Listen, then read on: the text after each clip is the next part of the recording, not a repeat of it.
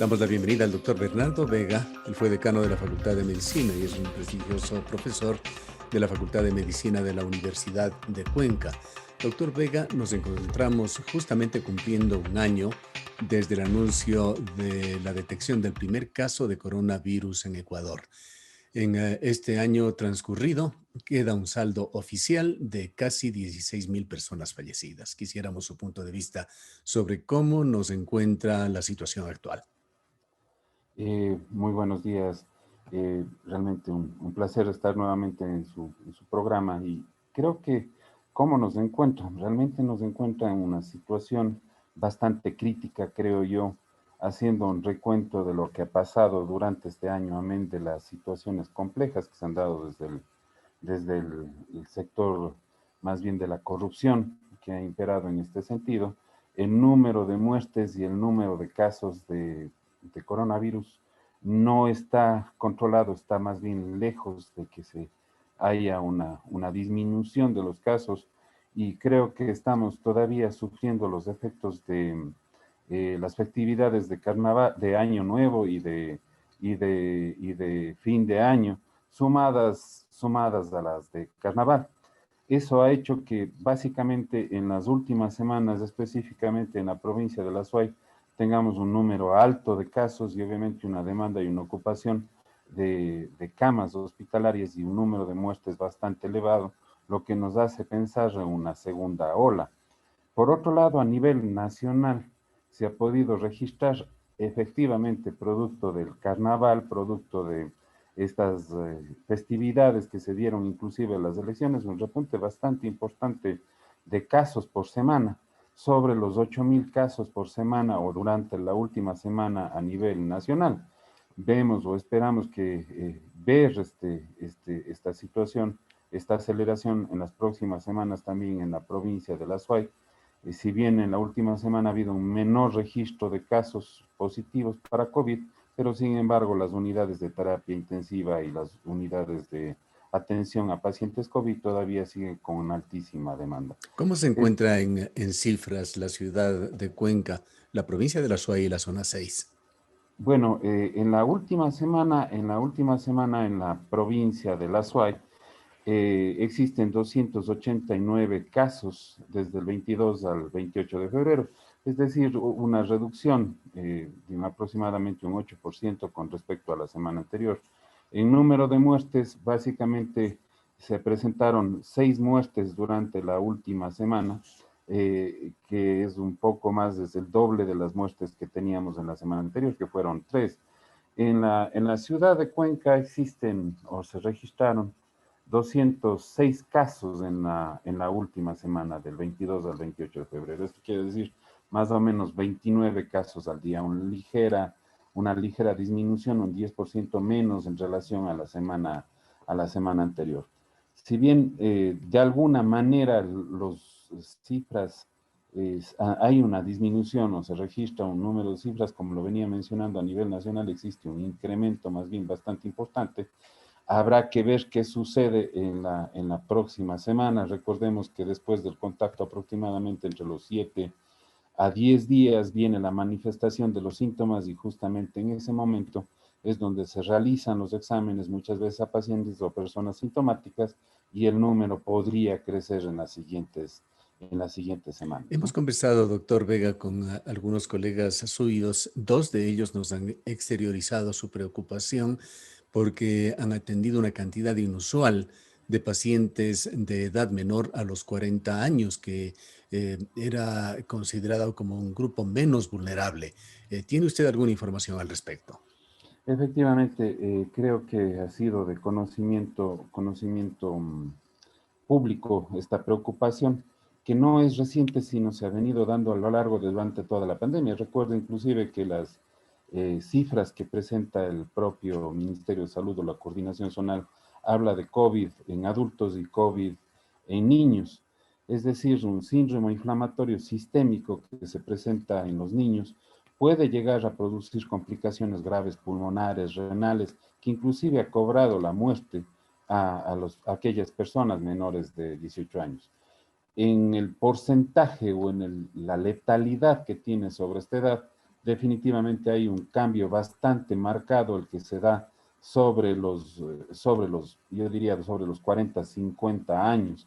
Es decir, si bien hay la posibilidad de manifestar la enfermedad, la posibilidad de morir es mucho menor. Sin embargo, es importante tomar en cuenta que vamos cambiando paradigmas, donde en algún momento inclusive se dijeron con los jóvenes no pasa nada, salgan nomás por parte de alguna tendencia política a nivel nacional. Se ha visto obviamente que las secuelas son y que las infecciones pueden dejar importantes cambios en la salud y sobre todo al momento actual inclusive estamos analizando o viendo las secuelas que se están produciendo post-COVID, problemas a largo plazo, insuficiencias inclusive para respiratorias o ventilatorias que se mantienen, problemas inclusive inflamatorios como secuelas pulmonares, fibrosis, etcétera, o cardíacos inclusive como inflamaciones en el pericardio, alrededor del corazón, o problemas a largo plazo. Es decir, no dejamos de aprender de esta enfermedad, pese a que ya vamos más de un año del primer caso a nivel mundial y obviamente ajustamos el año a nivel local. ¿Pueden estos problemas Es, calificados como problemas crónicos de salud que se generan tras pasar la enfermedad? efectivamente, efectivamente. O sea, el problema no para con la mortalidad de la enfermedad, sino también existen secuelas que pueden mantenerse a largo plazo, pueden mantenerse, inclusive presentarse a largo plazo y disminuir la calidad de vida de las personas y su funcionabilidad. Por ejemplo, problemas a niveles pulmonares, donde obviamente el pulmón, digámoslo así, genera una especie de cicatrices, la capacidad de respirar o la capacidad de oxigenar va a ser menor y la capacidad de realizar actividades termina siendo también resultando disminuida. Es decir, hay secuelas a largo plazo que todavía estamos aprendiendo de esa enfermedad y que definitivamente son elementos que deben ser tomados en cuenta tanto en adultos como en niños y en adolescentes que han manifestado la enfermedad. Hablemos, doctor Vega, de esta nueva fase que se ha abierto en las últimas semanas, el de la vacunación, fase que está bastante avanzada en algunos países del mundo. En promedio es aún incipiente, pero Ecuador lamentablemente se encuentra en la cola en este tema que tanto ha dado que hablar, sobre todo con las polémicas decisiones del Ministerio de Salud y el papel que ha jugado el exministro de Salud. Cuéntenos sobre el tema de la vacunación. ¿Cómo perciben los cuencanos, los ecuatorianos, este tema? Yo pienso que habría que verlo realmente como un ejemplo lo que está pasando en distintos países, ¿no? Y los beneficios que implica la vacunación. Podemos encontrar en algunas páginas de internet en tiempo real el número de vacunados que existe a nivel mundial con fecha actualizada y, por ejemplo, el país que está a la punta de la vacunación es Israel con un 91.5% de su población vacunada, seguida de Emiratos Árabes y de Reino Unido y luego de Estados Unidos 59, 28 y 20%. Ya los efectos cuando superan el 50% y el 60% de la población vacunada son evidentes. En Israel, que tenía obviamente una mortalidad bastante alta, similar obviamente a las que se dan en el resto de países, el hecho de tener más del 60% de la población vacunada redujo en un 95% los ingresos hospitalarios y por ende la mortalidad por COVID. Es decir, hay y ya se ven dentro de un horizonte una esperanza, obviamente, para poder sobrevivir a la pandemia. En América Latina definitivamente tenemos una realidad distinta, ¿no? Donde obviamente, o cuál es la diferencia, o qué hace que Israel y los Emiratos Árabes sean aquellas naciones con más número de dosis, definitivamente es la parte económica. Igual pasa en Chile, la capacidad de gestión de las distintas vacunas, no solo de una, como en nuestro país inicialmente la de Pfizer, sino distintas vacunas más la capacidad económica de estos países han logrado generar un incremento en la vacunación. Dos cosas es importante, ¿no? Hay un plan, es necesario tener un plan estructurado para la vacunación, hay muestras a nivel internacional donde evidentemente en primer plano, la primera categoría está el personal sanitario, y también aquellas personas ancianas en lugares de hacinamiento o más bien de estancia como ancianatos, son la primera línea, personas más de 80 años, adultos sobre 65 a 79 años, personas con comorbilidades, etcétera. Hay un plan organizado basado principalmente en el riesgo de contraer la enfermedad, por ejemplo, en el caso del personal médico, y en el riesgo de enfermar y tener complicaciones que lleven a la muerte en el caso de las personas que tienen más de 65 o más de 80 años, y sobre todo que se encuentran en condiciones de mayor vulnerabilidad al estar en cuidado de terceras personas con recambio rápido, por ejemplo, como en los asilos. Ese es justamente lo que ha generado un proceso donde ya ha cobrado, digamos así, el cargo de 3 ministros en América Latina, y obviamente el Ecuador es uno de esos países donde esa cadena o donde esta organización de la vacunación ha tenido obviamente escollos donde se ha priorizado eh, personas que a su vez no deberían o no tienen el mismo riesgo que aquellas que acabo de mencionar, personal de salud o, por ejemplo, adultos mayores que están en asilos, ¿no? El saltarse esa cadena, el saltarse obviamente esa priorización, da cuenta obviamente que al Ecuador le falta todavía estructurar muy detalladamente cómo va a ser el plan de vacunación. Sí, Tenemos aquí unos hay esbozos, una enorme preocupación, doctor Vega. La Comisión de Salud de la Asamblea convocó a varios expertos en este tema, entre ellos estuvo el doctor Enrique Terán, a quien tuvimos la oportunidad de entrevistar la semana pasada. Él llega a la conclusión, que lo compartió la Asamblea, de que en realidad no hay un plan de vacunación en Ecuador, o si es que hay, esto lo tiene en reserva el Ministerio de Salud. Aceptando la segunda opinión, diríamos, suposición que se tiene, ¿cómo un ministerio puede avanzar con un plan sin socializar con los actores? Pues ni siquiera la clase médica lo conoce. Yo creo que como hemos conversado varias veces, una de las limitantes que hemos tenido y una de las lecciones aprendidas es la vocería del propio Ministerio de Salud Pública, ¿no? Muchas de las veces las preguntas y sobre todo las directrices que deben manar de la primera autoridad dentro del sistema de salud, como es el ministro, han estado a veces ausentes y a veces que con un mensaje que daba en algún momento falsa tranquilidad y evidentemente generó una mayor movilidad. Definitivamente este proceso de vacunación no escapa de esa tónica. Como usted bien lo ha mencionado, no hemos tenido conocimientos más que un esbozo del número de vacunas y una proyección que se dio al inicio o a inicios de enero, donde se esperaba para el momento tener sobre las 80,000 vacunas y 80,000 vacunados para febrero, y este número no ha llegado ni a la cuarta parte de ese volumen que fue planificado.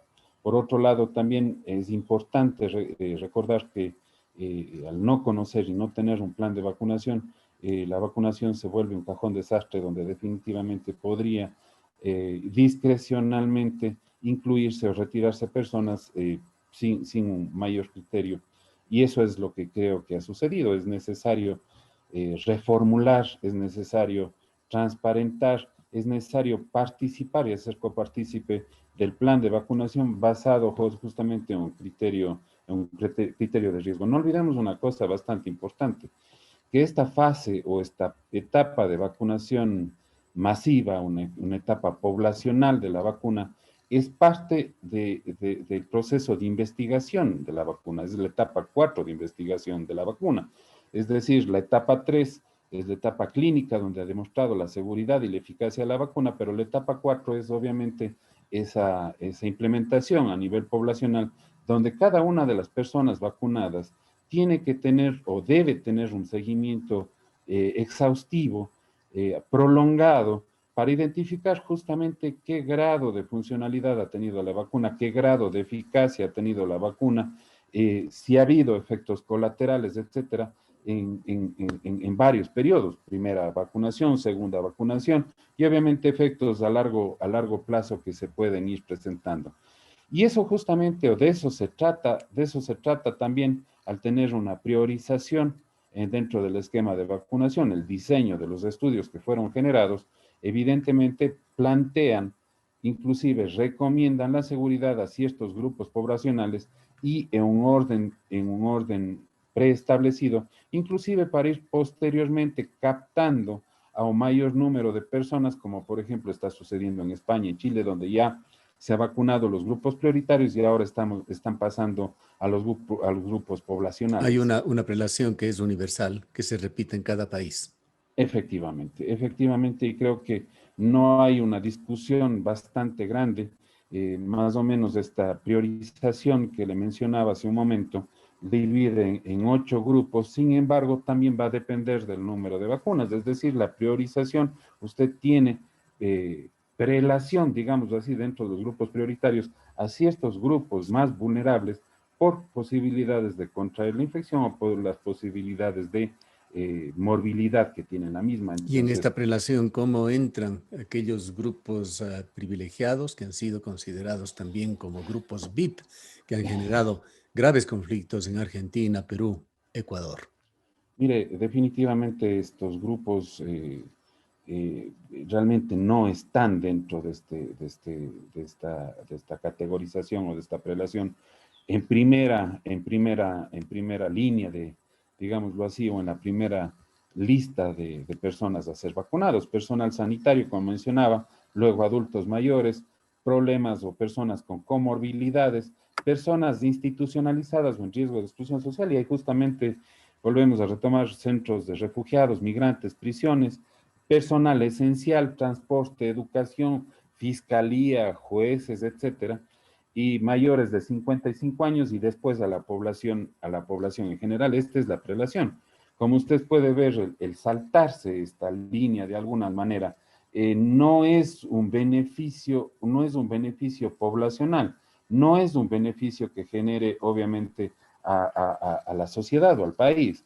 No porque no haya derecho en que se vacunen personas de las distintas instancias judiciales, por ejemplo, las distintas radios o rectorados, etcétera, que hubo una manifestación, inclusive por parte de los rectores a nivel del Ecuador, de su rechazo en saltarse esta cadena, sino porque obviamente esta prelación o esta diferenciación en el orden permite obviamente justo lo que le mencionaba hace un momento, identificar a aquellas personas con un mayor riesgo de tener o de adquirir la infección, o por el otro lado, a más de adquirir la infección, tener la posibilidad de desarrollar una infección grave y morir por la misma. El saltarse obviamente esta apelación e incluir a otras personas con un menor riesgo de infectarse o de morir, obviamente quita las posibilidades para aquellas personas que sí tienen estas situaciones puedan acceder a la vacuna y evidentemente es una muestra más de una inequidad o una falta de solidaridad dentro de un proceso que básicamente debe ser organizado y muy bien regulado, que como usted lo menciona, y ha cobrado el cargo de varios ministros en América Latina. Analicemos justamente la situación en la que dejó Juan Carlos Ceballos al Ministerio de Salud y a este tema de COVID y la vacunación. El exministro deja en acefalía al ministerio, ha renunciado también el viceministro y quedó de por medio una especie de autorización para que los cantones en las distintas provincias del país presenten una planificación para la vacunación, tema que también genera dudas y genera polémicas. ¿Cómo debería el gobierno actual asumir este tema? Bueno, es preocupante, ¿no? Seríamos el único ministerio en América Latina sin una cabeza, sin una directriz. Entiendo que obviamente es urgente obviamente la delegación o la designación de una persona que pueda, obviamente en este corto tiempo que le queda a este gobierno, dirigir procesos tan importantes como es el de la vacunación. Eh, Definitivamente sí es preocupante, ¿no? Al no haber una vocería, al no saber el estado en el que se encuentran las vacunas, y obviamente tener simplemente enunciados del número de vacunas que van a venir sin un plan, sí nos deja una preocupación, sí nos genera obviamente un proceso que nos permitiría ver que pueden haber demoras y sobre todo retrasos en problemas urgentes en general de la salud al no tener una directriz a nivel del ministerio, ¿no? Yo creo que obviamente, como hemos conversado durante este año de la pandemia, una de las cosas fundamentales es reforzar el sistema de salud nacional. Recordemos que el año 2020 entramos con un recorte presupuestario para el Ministerio de Salud de aproximadamente de un 13% de su presupuesto, básicamente reduciendo talento humano, que ahora, justamente durante la pandemia, se vio que es uno de los peores errores que se puede hacer, reducir el presupuesto a la salud. Y evidentemente pasa factura en la atención que puede tener y en la promoción de la salud en problemas como la pandemia y en otros problemas de la salud. Terminemos, Creo doctor que Vega, con un tema que se encuentra en marcha. Entendemos que su grupo de investigación en la universidad ha llevado adelante una encuesta con respecto a la vacunación sobre qué piensan los ecuatorianos, en este caso posiblemente cuencanos y azuayos, sobre la vacunación. ¿Qué es lo que dicen las cifras que entendemos aún las están procesando? sí, efectivamente creo que es una provincia para usted y pues, con todo el cariño y siempre han estado pendientes de nuestro trabajo y realmente hemos estado procesando en lo que va de la mañana algunos datos estadísticos porque uno de los elementos fundamentales, como mencionaba, dentro de la vocería es la información. Muchas personas tienen tergiversaciones y han podido escuchar de las redes sociales muchos comentarios y muchas falacias que existen en relación tanto al COVID como al tratamiento del COVID y esto también hacia la vacuna. Se han generado muchos mitos, el chip que nos colocarían, etcétera, etcétera, que hace que muchas gentes tengan de alguna manera un grado de resistencia a la vacunación. Y justamente los objetivos que hemos hecho, que nos planteamos con las investigaciones es retroalimentar a las instancias de salud para que les permita conocer y justamente abordar conjuntamente o generar estrategias que generen una mayor aceptabilidad de la vacuna que, como mencioné, tienen un amplio beneficio a nivel mundial, como en el caso de Israel. Hemos preguntado varias cosas, ¿no? Y dentro de lo relevante que podríamos decirlo, les preguntamos si estarían dispuestos a recibir la vacuna si esta tuviera un 90% de efectividad. Un 68% de personas nos respondió que sí. Es evidente que aproximadamente un 30, 31, 32% todavía estaría reticente si es que la efectividad fuera de un 90%. Ojo que para que una vacuna sea aceptada a nivel mundial debe superar el 80%. Cuando es el 95% de efectividad, el 91% de las personas estaría dispuesta a aceptar esta vacuna. Es decir, todavía hay un 9% de la población, una de cada 10 personas, básicamente tendría resistencia o no tendría la suficiente información para decidir si tomar o no tomar la vacuna, que ya a nivel poblacional esto representa una cifra bastante importante. Continuando un poco también con los datos que hemos ido recabando del uso de mascarilla, del distanciamiento, recordará usted que la última encuesta la hicimos en el mes de octubre del año anterior y hemos visto de alguna manera que esto se ha ido reduciendo. Sobre todo en el distanciamiento, para agosto o octubre que nosotros hicimos la última corrida para ver si es que se estaba manejando el distanciamiento, más del 90% de las personas mantenía un distanciamiento físico de 1.5 a 2 metros y hasta el día de ayer esto cayó al 74%. Y Se eso es va una cosa, relajando peligrosamente la situación. se va relajando peligrosamente, efectivamente es así. El uso de mascarilla sigue siendo alto, hacer una ordenanza. No preguntamos si es el uso de mascarilla correcto, que es otra cosa que también debería reforzarse, y el lavado de manos también se ha reducido en un 90%. Es decir, Este estudio nos permite Permítame encontrar, este dato, lavado de manos reducido en un 90%, o sea, aclárenos, por y favor. exactamente, se ha reducido. Antes teníamos aproximadamente un 95, 97%, ahora tenemos un 90%, es decir, una de cada 10 personas no se está lavando regularmente las manos según estas encuestas, ¿no?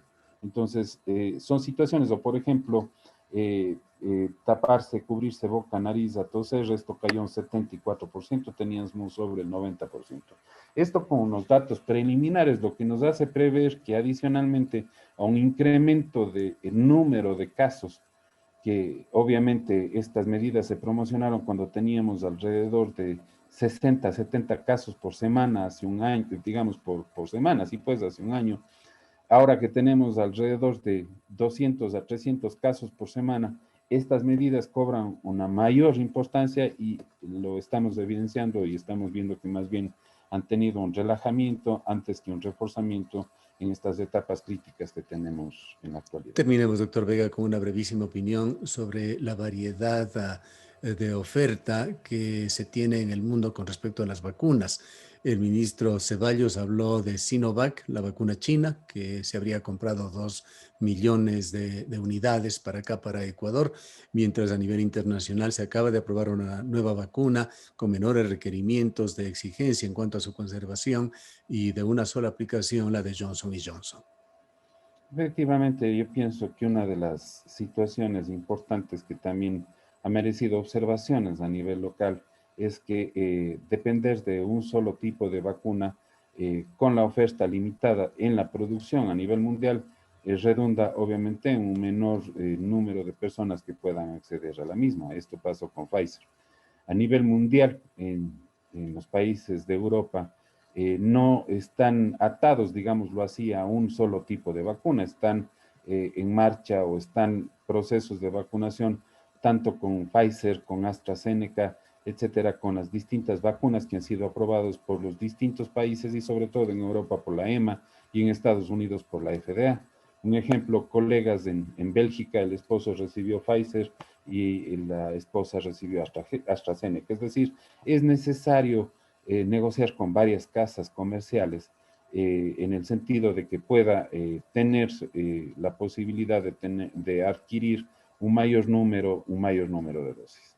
Todas las vacunas pasan por un proceso de experimentación, pasan por un proceso de validación y pasan obviamente por un proceso de análisis de efectividad.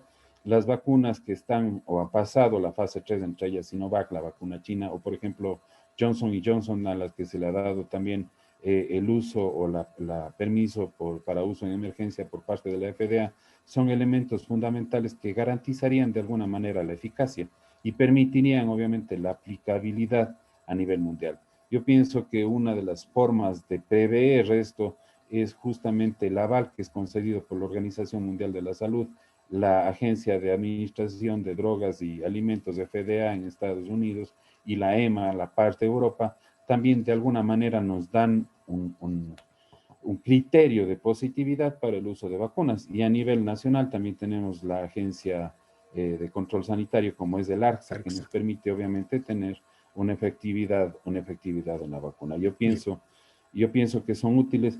Y respondiendo rápidamente a su pregunta de si deben los municipios retomar o hacerse cargo de la vacunación, más bien yo pienso que la organización debe ser reforzada desde una entidad estatal que sería coordinada y liderada Una por el organización Ministerio de Salud. centralizada.